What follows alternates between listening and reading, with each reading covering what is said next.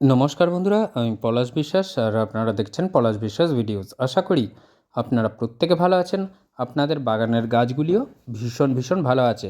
প্রখর গরম বন্ধুরা, তীব্র দাবদাহ, তার মধ্যেও কিন্তু আমাদের এই গোলাপ গাছগুলোকে ঠিক রাখতে হবে। আজকের বিষয় থাম্বনেল টাইটেল থেকে নিশ্চয়ই বুঝতে পেরে গেছেন যে কোন বিষয় নিয়ে আজকে আলোচনা হতে চলেছে। হ্যাঁ বন্ধুরা, এই গোলাপ গাছগুলোকে আমাদের সুস্থ রাখতে হবে এবং কিভাবে প্রচুর পরিমাণে আমরা গোলাপ ফুল পাবো আগামী দিনের জন্য গাছগুলোকে কিন্তু এখন থেকেই তৈরি করতে হবে।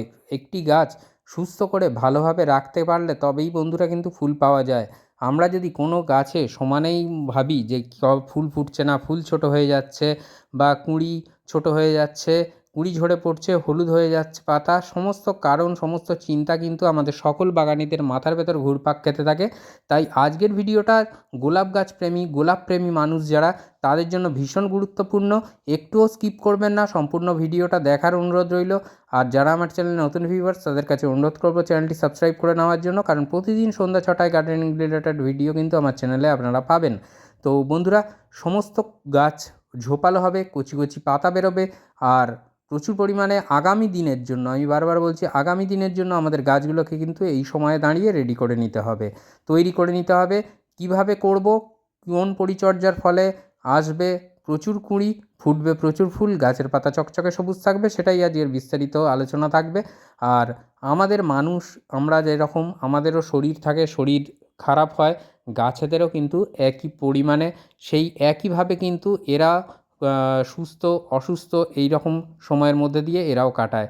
তো সেই জন্য বন্ধুরা, মন খারাপ করবেন না, পরিচর্যা করুন, গাছেদের ভালোবাসুন, দেখবেন গাছও কিন্তু আপনাকে ভালোবাসা উজাড় করে দেবে, প্রচুর পরিমাণে ফুল ফুটবে। কিন্তু তার আগে এই গ্রীষ্মকালে আমরা দেখি যে আমাদের গোলাপ ফুলগুলো ছোট হয়ে যাচ্ছে, নুইয়ে পড়ছে পাতা, আমাদের মন খারাপ হয়ে যাচ্ছে। না বন্ধুরা, মন খারাপ করার কোনো প্রয়োজন নেই, কারণ আমরা সকলেই জানি গোলাপ ফুল সারা বছর কম বেশি হলেও এর প্রকৃত রূপ কিন্তু পাওয়া যায় শীতকালে। তো শীতের জন্য আমাদের গাছগুলোকে, প্রত্যেকটা গাছকে আমরা তৈরি করে নেব, রেডি করে নেব এই সময় থেকে, এখন থেকেই দাঁড়িয়ে আমাদের করতে হবে সেই পরিচর্যা।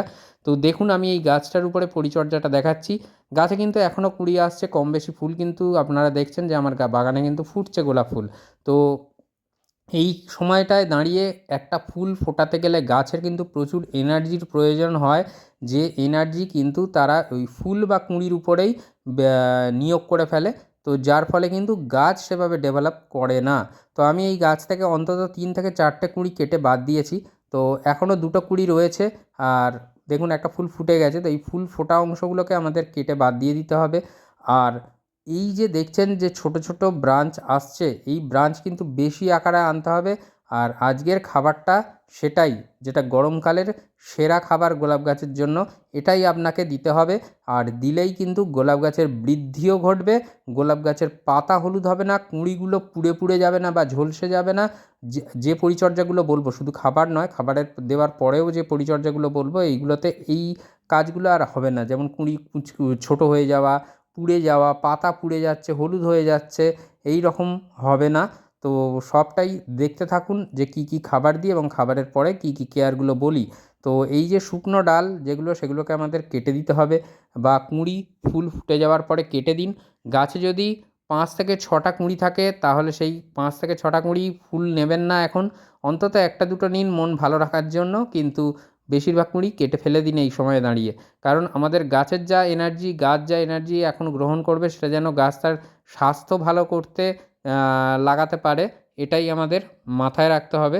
তো সেই জন্য বলছি বন্ধুরা, যে আমাদের কিন্তু কেয়ারটা এইভাবেই করতে হবে যাতে গাছটাকে হেলদি রাখতে পারি, হেলদি রাখি, সুস্থ রাখতে পারি। কারণ এই গ্রীষ্মকাল চলছে, এরপরে আমাদের মাথায় রাখতে হবে যে আসবে কিন্তু বর্ষাকাল, যেটা কিন্তু গোলাপ গাছের ক্ষেত্রে অনেকটা ক্ষতিকর হয়ে দাঁড়ায়। যারা মাটিতে আমরা গোলাপ করি তাদের জন্য, ঘেঁষে আমার গোলাপ আছে 2-3টে, কিন্তু আমি সেই পরিচর্যাতে যাচ্ছি না। তো এই শীতকালেতে ভালো ফুল পেতে গেলে বর্ষাকালটা কিন্তু ভীষণ গুরুত্বপূর্ণ, আর তার আগে এই গরমের দাবদাহ থেকে কিন্তু আমাদের বাঁচাতে হবে। তো মাটি দেখুন এইভাবে আলগা করে রাখবেন। আর এই যে গ্রাফটিং অংশ দেখছেন, এই গ্রাফটিং অংশটা মানে লেবেল করে, যেখানে গোলাপ গাছে কলম বাঁধা হয়, ওই এলা ডাল বেরোয় যেখান থেকে, তার নিচ থেকে মানে যে গ্রাফটিংয়ের অংশ, সেই জায়গাটা থেকে কিন্তু মাটি দিয়ে রাখবেন এই সময়। তাতে করে এলা ডাল বেরোনোর প্রবণতাটা অনেকটা কিন্তু কমে যাবে, যেটা 7 পাতার ডাল বলা হয়, সেই ডালটার বেরোনোর প্রবণতা কমে যাবে। মাটি ঠিক এইভাবে আলগা করে ঝুরঝুরে রাখার চেষ্টা করবেন। অন্তত সপ্তাহে একবার করে মাটিটাকে হালকা হাতে খুঁচিয়ে দেওয়ার চেষ্টা করবেন, যাতে মাটিটা আলগা থাকে, যাতে এয়ার পাস বা এয়ার চলাচলটা কিছুটা হলেও মাটির মধ্যে থাকে। তো সেই জিনিসটা করতে হবে। আর অবশ্যই আপনাদেরকে বলবো যে এই গোলাপ গাছে অন্তত মাসে 3 বার 10 দিনের ব্যবধানে ম্যাগনেসিয়াম সালফেট বা এপসাম সল্ট এটা স্প্রে করুন পাতায়। আর দুদিন, অন্তত দুদিন, সপ্তাহে দুদিন অন্তত আপনারা হাইড্রোজেন পারঅক্সাইড 1 টেবিল চামচ নিয়ে গোলাপ গাছে স্প্রে করে দেবেন, কিছুটা মাটিতেও দেবেন। এর বেনিফিট আছে। তার আগে বলে দিই যে এখন মাটিতে কী কী খাবার আমরা দেবো গোলাপ গাছের জন্য। তো আমার 10 ইঞ্চির যে গ্লাস টব, সেই গ্লাস টবে রয়েছে। তো এখানে দেখুন 1 টেবিল চামচ পরিমাণে আমি নিয়ে নিয়েছি নিম খোল। এই নিম খোলটাকে দিতেই হবে। যে গাছে আমরা দেখি রোগ পোকার আক্রমণ, সেই আক্রমণের হাত থেকে কিন্তু গাছকে অন্তত 60% প্রোটেকশান দেয় এই নিম খোল। আর তার সাথে সাথে গাছে প্রয়োজনীয় মানে খাদ্যের যোগানটাও দেয়। আর এটা দেখছেন ডিএপি।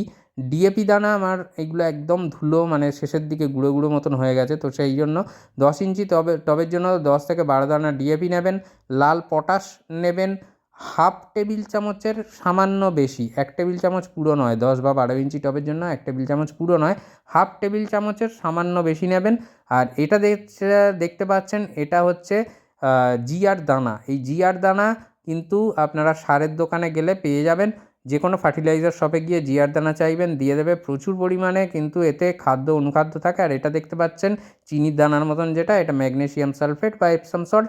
এটা নেওয়া রয়েছে চা চামচের 1 চামচ। আর জিআর দানা যেটা দেখছেন, এটা হাফ টেবিল চামচেরও কম সামান্য আপনারা নেবেন। তো এই কটা খাদ্য উপাদান আপনাদেরকে নিতে হবে এবং খুব ভালোভাবে প্রত্যেকটা উপাদান যাতে প্রত্যেকটা উপাদানের সাথে, খাদ্য উপাদানের সাথে মিশে যায়, সেটা আমাদের কিন্তু মাথায় রাখতে হবে। আর এই খাদ্য উপাদানগুলো মিশিয়ে নিয়ে আমরা গাছে দেব। আর এটা কতদিনের ব্যবধানে দেব? প্রথমবার আমরা যখন দিচ্ছি তারপরের থেকে আরোবার 20 দিন, ঠিক 20 দিনের ব্যবধানে এই খাবারটা দেব।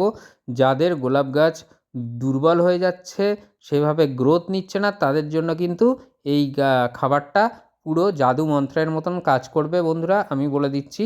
আর অবশ্যই আপনাদেরকেও বলবো যে এই ভিডিওটা দেখার সাথে সাথে খাবারটা প্রদান করে দিন মাটিতে।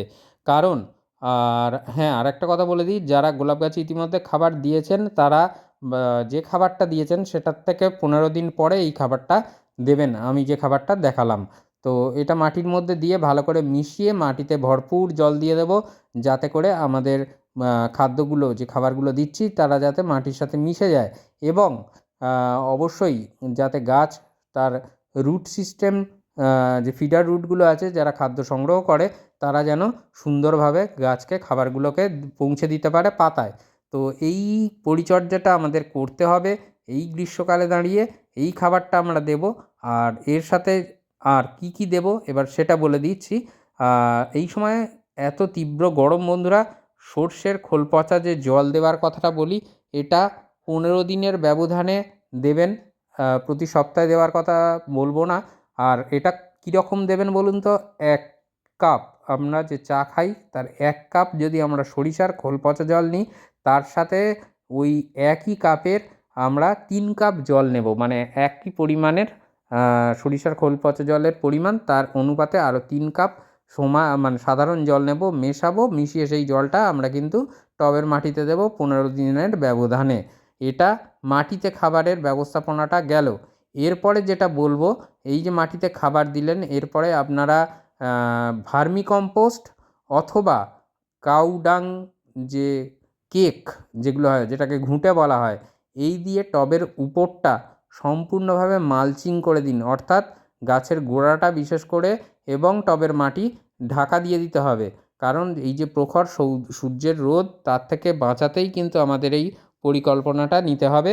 আর কীটনাশক আমাদের গাছে কিন্তু স্প্রে করতে হবে 15 দিনের ব্যবধানে। সেটা কাকা অথবা সুপার সোনাটা করতে পারেন, খুব ভালো কাজ দেবে। আর প্রত্যেক দিন অন্তত 2 থেকে 3 বার গোলাপ গাছগুলোকে ঠান্ডা জলে স্নান করিয়ে দিতে হবে স্প্রে করে। এই কটা জিনিস আপনারা করুন, গ্রীষ্মে গোলাপ গাছ খুব ভালো থাকবে, সুস্থ থাকবে, পাতা চকচকে সবুজ থাকবে।